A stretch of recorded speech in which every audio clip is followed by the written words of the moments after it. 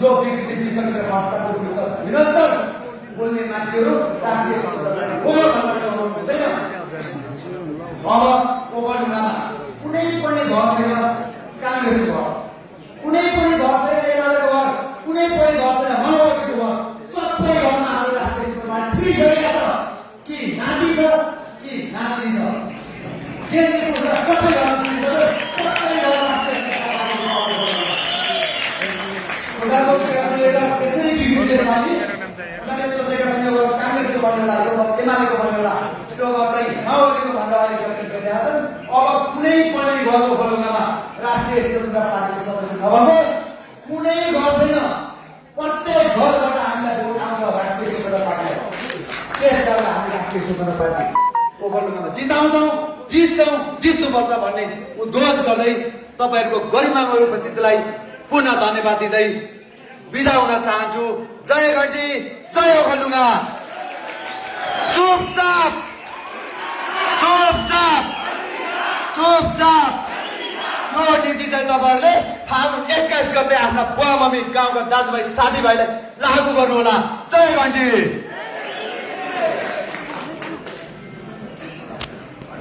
धेरै धेरै धन्यवाद कोशी विभाग संगठन विभाग सदस्य कुमार पौडेलज्यू। एकदम विचार उत्तेजक बनाइराख्नु भएको छ।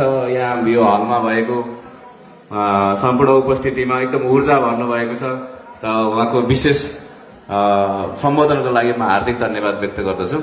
र त्यसै गरी हाम्रो अर्को सम्बोधनकै क्रममा एकदमै आज खुसीको खबर पनि छ। के खुसी छ भन्दाखेरि चाहिँ चम्पादेवी गाउँपालिकाको एमालेको वरिष्ठ नेता पञ्चवीर तामाङ आज यहाँ उपस्थित हुनुहुन्छ। उहाँले केही विचार राख्छु भन्नुभएको छ। म पञ्चवीर तामाङज्यूलाई आफ्नो विचार राखिदिनु हुन हार्दिक अनुरोध गर्दछु।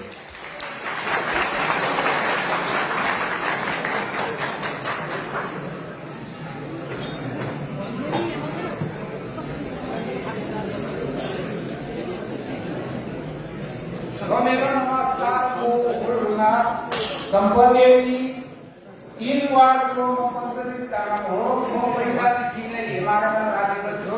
एमालेको बाटो हामीहरूलाई कुनै सहायता सुविधा पाएन। अब यो काङ्ग्रेस र एमाले मिलेर हाम्रो देश भ्रष्ट गरेको सबैलाई थाहा छ।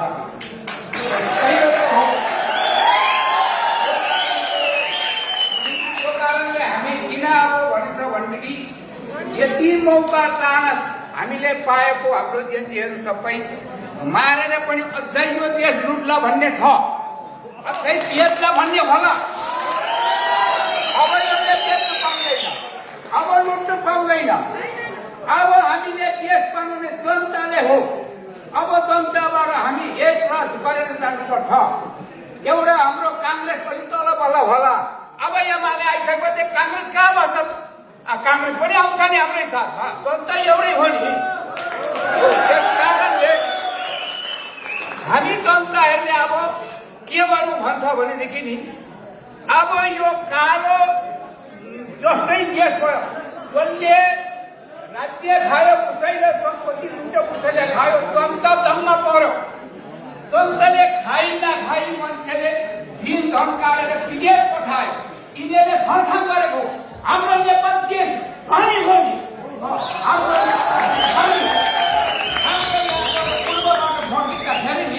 अब यो लिखु सुनकोशी लिखु डाँडाकोशी हाम्रो दुधकोशी अरुणको 7 कोशीको मान्छेको अर्काले बेचेर पनि खाएको छ। यिनीहरूले हाम्रो विकास भल गरेको छ। यिनीहरूले विकास पाइने गर्ने। अब यो विकास हामीले गर्नु भन्ने अब आउने हामी सरकार कसरी पनि बनाउनु पर्छ। यो सरकार बनिएर हामीले के पाउनु पर्छ सेवा सुविधा भने हाम्रो ठाउँ छोड्नु हुँदैन। हाम्रो ठाउँ नछोड्नु कारण कसरी भन्छ भने हामीले सेवा सुविधा पाएनौँ। पानीको अभाव छ, यातायातको अभाव छ, अब यो खाइबारीको अभाव छ। यस भएर यो विकास कसले खै गरेको पैसा डढेको त सबैले थाहा छ।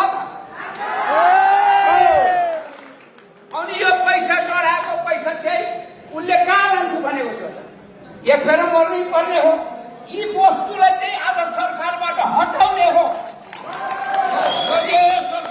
हटाउने हो हाम्रो नेपाल धनी मानी हो अरू देश हेरी तर यो सरकारले यस्तो हामीले गराएको हो गरिब गराएको हो त्यही कारणले हामी रोजगारी पनि पाउनुपर्छ त्यस कारणले मैले यो छोटो वक्तव्य यही अन्त्य गर्छु